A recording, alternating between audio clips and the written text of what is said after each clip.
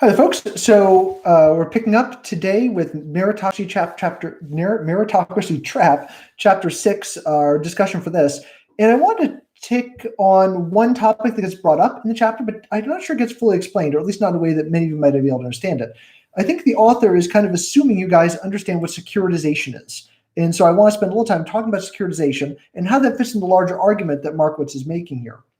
So securitization is simply the process of taking a stream of income and shifting it over to someone else.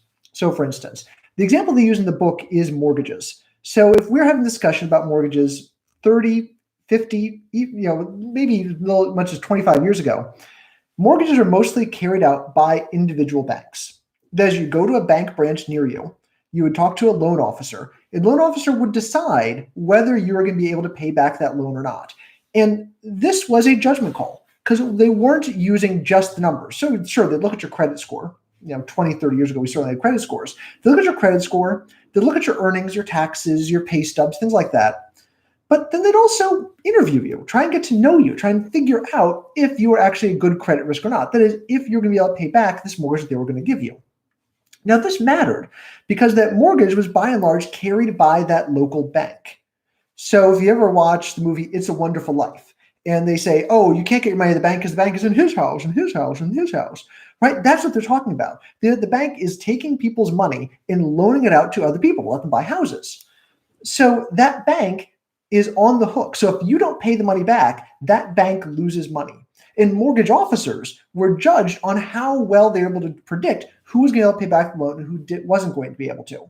Now, this did mean that mortgage officers were pretty conservative, right? They didn't want to get in trouble for for putting out a loan that the person couldn't afford. So maybe some people who maybe should have been able to get a loan weren't able to get one. But the banks are being conservative because they had skin in the game. They knew what the rate was going to be. They knew if they gave out a bad loan, they were going to lose money, and that mortgage officer might lose his job. In the chapter, they even talk about how some banks, even up until the 21st century, were doing at-home interviews. So after you applied for a mortgage, the mortgage officer and a trustee of the bank would come to your house and interview and talk to you to see if they thought you were going to be good for the loan.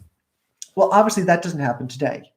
So, little personal story, right? So about 10 years ago, so I had a mortgage, and so I went to my bank, Bank of America, and it was an unrelated matter, and they said, your mortgage rate is pretty high. So mortgage rate, the amount of interest I was paying, they said it's pretty high. So you should think about refinancing. And this struck me as being really odd because my mortgage was with Bank of America. So I asked them, why in the world would you want me to refinance? Right? Because I'm paying Bank of America at that point 4% interest. And they said, hey, we can refinance. And now we pay only 3% interest. And I said, that's great for me, but why would you want to do that? Because now I'm going to be paying you less interest, right? That seems like a bad deal for you. And the response was, we don't care, right? We don't own that mortgage. So in the past, Bank of America would have owned that mortgage. They wouldn't want to refinance at a lower rate because they're the ones getting that interest rate. Instead, what they do nowadays, what they did 10 years ago when I refinanced my mortgage, is they take that loan. So they give out the loan to me, the mortgage, and then they sell that mortgage to someone else. They sell it to a company that specializes in packaging mortgages, and that's the securitization. The idea is that all of those mortgages from different banks from all around the world get joined together in one bond. So I can then buy and sell that bond. And this is considered to be a very safe investment because, after all, if I'm a bad credit risk, and I'm not, I'm a pretty good credit risk, I'm a tenured professor, so I've probably got a job for the foreseeable future. But if I was a bad credit risk and the bank had me on the books, and the bank owned my mortgage, and I stopped paying, the bank's in trouble. But if they package my loan up with 100 other loans, what are the odds that all of us are going to default and stop paying? Pretty low, right? So if you package enough of them together, you get a safer investment. So Bank of America basically does, and not just them, every bank today, what they do is they take the mortgages and they sell them to someone else. So all the Bank of America is doing is monitoring and servicing the mortgage. That is, they're sending the bills and make sure I pay, and they'll send me letters and they'll take the payments, and that's really it. Then when they get the money in, they send that money over to the bondholder, the people who securitize the mortgage. All right, so I've got the mortgage. They've securitized. It's over in a bond somewhere, which means Bank of America no longer really cares whether I pay it or not. Now, they don't want to generate too many bad loans, but honestly, they don't hold the risk anymore. If I stop paying my loan, Bank of America isn't the one suffering at all. The one who doesn't get paid is the bondholder. Now, this is securitization. This has been used in American economics. This is really the revolution of the 1990s to securitize not just mortgages, but literally everything. So if I am Planet Fitness, right, a gym, I'm going to securitize my gym membership. So I'm going to say, look, we've got a revenue stream coming in, right? All these people paying their gym memberships, and some of them are going to stop paying gym memberships, and other people aren't. And if we package enough of those together, we can sell it and make a bond out of this. So they sell that revenue stream, which means when people come in to Planet Fitness and pay their dues, Planet Fitness isn't the one collecting that money. They collect the money, but they're not holding on to it. They've already sold the rights to that, then got money out of the bondholders. People are securitizing it. Any revenue stream you can think of has already been securitized. The idea being, if you package enough together, then you're able to reduce the risk, right? So Bank of America has less risk because they already sold the mortgages, right? So they don't service them. So there's no risk for them anymore. Planet Fitness doesn't suffer if they get a drop off this year in the number of members. It doesn't matter to them because they don't own that revenue stream anymore. So this is something large corporations do in order to reduce the amount of risk that they hold. And you can do it with any revenue stream you want. Dunkin' Donuts securitized by what they did actually is sold the name Dunkin' Donuts in the logo. So that's now owned by a different company. So they can then market that to other things and sell it. And it's all securitized, all packaged. You can buy bonds. Now, this actually wound up causing a huge problem. And this is largely what led to the 2008 financial crash, 2008 real estate crash.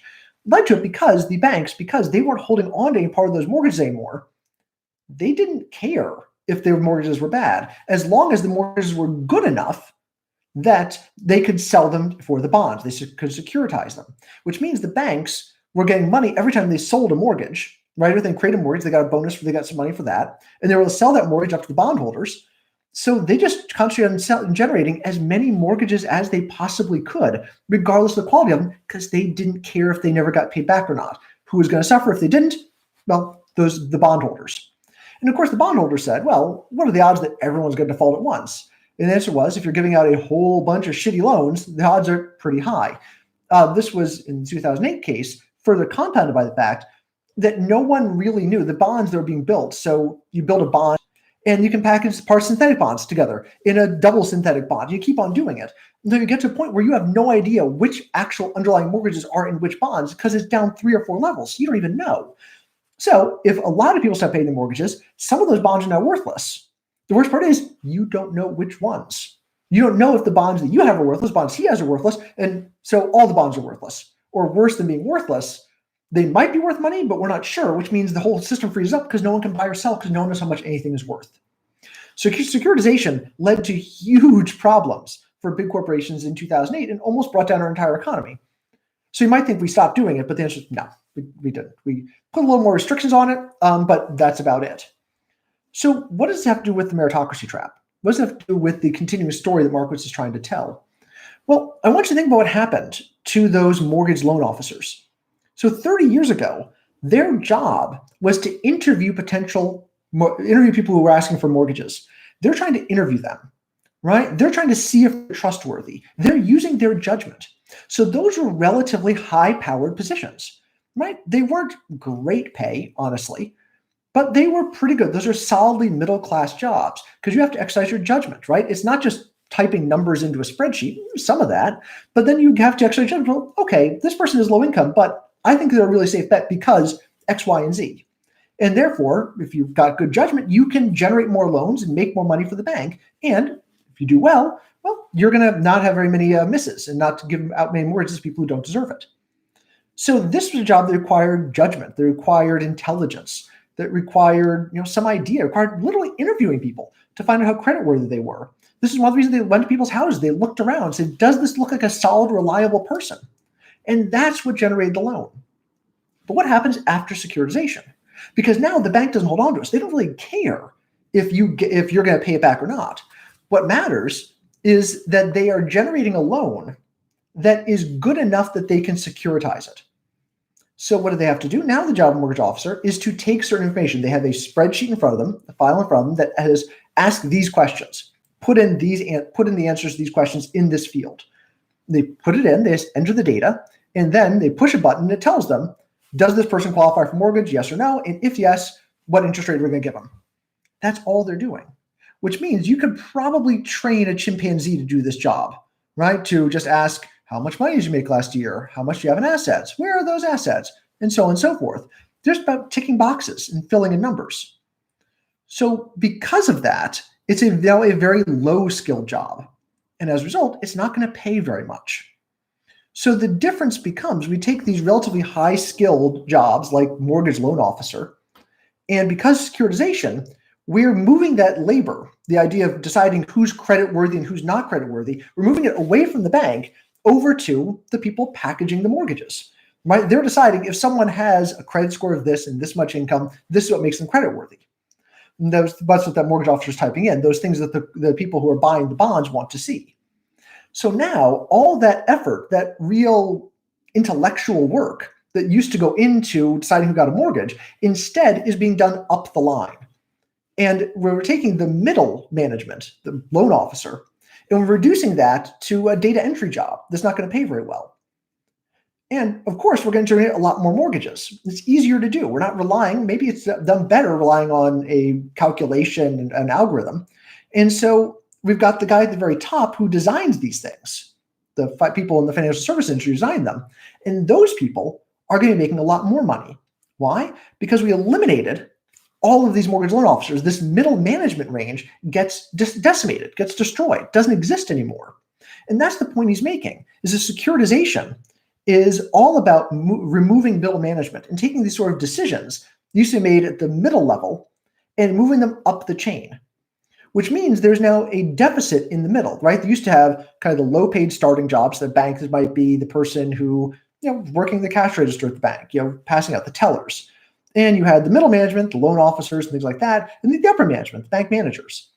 And there wasn't actually that much of a difference between the guys in the middle and the guys at the top. The guys at the top made a little more money, but as they point out in the chapter, they didn't necessarily have more education. They didn't make 10 times or 100 times as much. But now we get rid of that middle level, which means most workers, instead of rising at the middle level, well, there is no middle level. So they're going to be stuck down at the bottom level, the sort of minimum wage sort of level, or maybe a little above minimum wage, but they're not doing anything too difficult. And what happens to all the extra money that had been going to those middle-class people? Well, instead, they're going to go to a small number of people at the very top. And that's part of what's generating the inequality that Markowitz is so worried about. The idea is that they're now capturing a much smaller group of people at the very top are capturing all that income that previously was going to those middle levels. It also means, this is one of the things Markowitz talks about in this chapter, that all of that income, right, all those people who were previously at the lower levels in the past might have been able to work their way up to the middle levels, and from the middle levels to the top levels, right? There was not that big a difference in education or social background between the top levels and the middle levels and the bottom levels. You could go to a bank and work your way up from teller to bank manager, and that was perfectly normal. But now, one or two things happen. Either that career path doesn't exist, and oftentimes the people who work at the bottom levels don't even work for the company anymore, right? The people who sweeps the floor in the bank, the security guard of the bank, doesn't work for the bank. They're a private contractor. They have no way of moving up. Or if there is, so there's no way of moving up. And so that's the first thing. Ultimately, if there is a gap, if there is some internal promotion, it's going to be mostly based on being part of this meritocracy, being part of the elite. Elites are able to start at the top level and then go up from there. But there's a giant gap between the low level and the high level, and there's no middle step for people to get into. Now, this matters. This feeds back into a discussion of education. It feeds back into it because it used to be that was your ticket to getting into those managerial positions, right? You might start as a teller, but you've got a good degree. Great, now you can work your way up. And you'll work your way up much faster than someone who didn't have a degree. But now even that doesn't matter, because the difference isn't between people who have a college degree and don't have a college degree. Well, that difference is bigger than ever. The difference is between people who are part of the elite and people who are not part of that meritocratic elite. And if you're not part of there to start with, there's no way you can work your way up into that meritocratic elite, right? It is something you are basically born into. And if you're not born into it, you have just a couple of years to get up there. All right, that's all for now. Thank you very much, and I will talk to you again soon.